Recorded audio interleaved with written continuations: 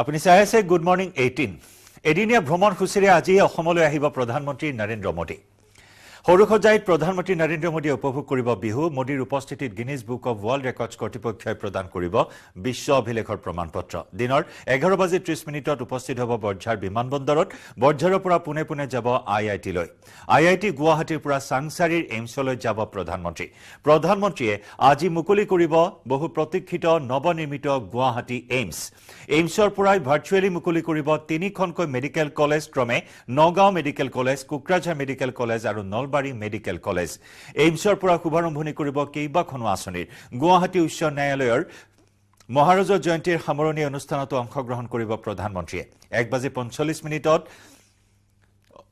বিশেষ অনুষ্ঠানত অংশগ্ৰহণ কৰিব অনুষ্ঠানত অংশগ্ৰহণৰ পাছত কইনাধৰালৈ যাব তাত লব কিছু সময় জিৰণি 4:45 সৰুসজাইত উপস্থিত হ'ব প্ৰধানমন্ত্ৰী সৰুসজাইৰ পৰা ভাৰ্চুৱেলি অংশগ্ৰহণ কৰিব কেইবাটাও অনুষ্ঠানত প্ৰথমে উদ্বোধন কৰিব নামৰূপৰ মিঠানল প্ৰকল্প শুভাৰম্ভণি কৰিব ৰংঘৰৰ সৌন্দৰ্যবৰ্ধন আঁচনি ব্ৰহ্মপুত্ৰ পলাকবাৰী শুৱালকুছি সংযোগী দলঙৰ আধাৰশিলা স্থাপন কৰিব প্ৰধানমন্ত্ৰীয়ে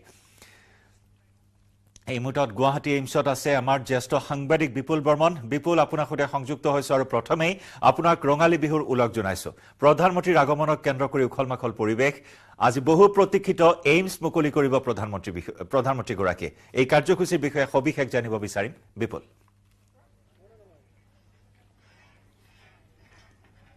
জয়ন্ত আপোনালৈও প্ৰথমতে ৰঙালী বিহুৰ শুভেচ্ছা জ্ঞাপন কৰিলোঁ দেশৰ প্ৰধানমন্ত্ৰী নৰেন্দ্ৰ মোদীয়ে বৰ্জা বিমানবন্দৰত অৱতৰণ কৰাৰ পিছতে তেখেতে পোনে পোনে আইআইটিলৈ আহিব আমিনগাঁৱত তাৰ পিছতে আইআইটিৰ পৰা তেখেতে গাড়ী লৈ এই এইমছ প্ৰকল্পলৈ আহিব আৰু এইমছ প্ৰকল্পত এইমছ উদ্বোধনী কৰাৰ লগতে তেখেতে সামগ্ৰিকভাৱে তিনিখন মেডিকেল কলেজ নলবাৰী কুকৰাঝাৰ মেডিকেল কলেজৰ তেখেতে আজি ইয়াৰ পৰা আধাৰশিলা স্থাপন কৰিব আৰু তাৰপিছত তেখেতে যাব আপোনাৰ শ্ৰীমন্ত শংকৰদেৱ কলাক্ষেত্ৰত তাত তিনিটা আৰু অন্যান্য কাৰ্যসূচী যেনেধৰণে পলাকবাৰীৰ পৰা শুৱালকুছিলৈকে যি ধৰণে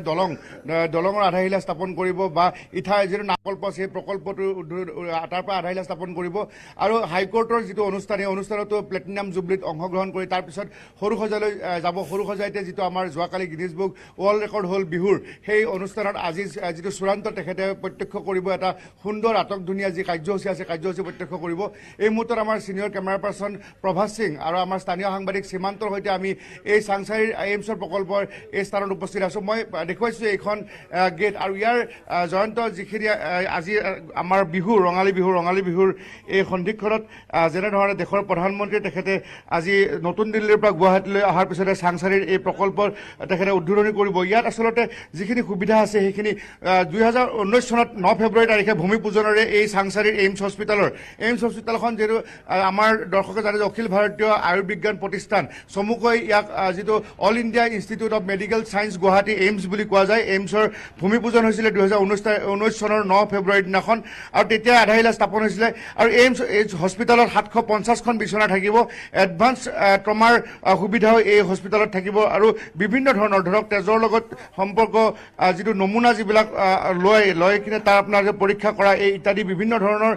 ইয়াত আপোনাৰ চিকিৎসাৰ সুবিধা আছে ৰেডিঅ'লজি আছে কাৰ্ডিঅ'লজি আছে স্নায়ু ৰোগেৰে ধৰি অন্যান্য ধৰণৰ ৰোগৰ চিকিৎসা ইয়াত লাভ কৰিব পাৰিব আৰু ইতিমধ্যে 100% কাম এই হস্পিটেলৰ সম্পূৰ্ণ হৈছে গতিকে আচলতে এটা আজিৰ দিনটো এটা ঐতিহাসিক দিন বুলি ক'ব লাগিব সকলোৱে অধীৰ অপেক্ষাৰে বাট চাইছিলে যে এইমছ হস্পিটেল কেতিয়া উদ্বোধন হ'ব আৰু এইমছখন ক'ত হ'ব পূৰ্বতে ৰহাতে হ'ব নে চাংচাৰীতে হ'ব এনেধৰণৰ যথেষ্ট বিতৰ্ক হৈছিলে ইয়াত এজন যুৱকৰ প্ৰাণহানি হৈছিলে যিয়ে নহওক অৱশেষত অসমে এই এইমছ হস্পিটেলখন পালে মই পুনৰ এবাৰ কৈছো যে অসমৰ ৰাইজৰ বাবে মুকলি কৰা হ'ব আনুষ্ঠানিকভাৱে অসমৰ ৰাইজৰ বাবে মুকলি কৰিব প্ৰধানমন্ত্ৰী নৰেন্দ্ৰ মোদী আৰু এই গুৱাহাটী এইমছে অসমৰ স্বাস্থ্য কেন্দ্ৰৰ ক্ষেত্ৰত এক সুদূৰ প্ৰসাৰী প্ৰভাৱ পেলাব আৰু প্ৰধানমন্ত্ৰীৰ আগমনক কেন্দ্ৰ কৰি প্ৰস্তুতি ইতিমধ্যেই প্ৰায় সম্পূৰ্ণ হৈ উঠিছে ধন্যবাদ বিপুল আমি পৰৱৰ্তী বুলেটিনত পুনৰ সংযুক্ত হ'ম ইয়াৰে সৈতে সময় হ'ল গুড মৰ্নিং 18 পৰা বিদায় লোৱাৰ নমস্কাৰ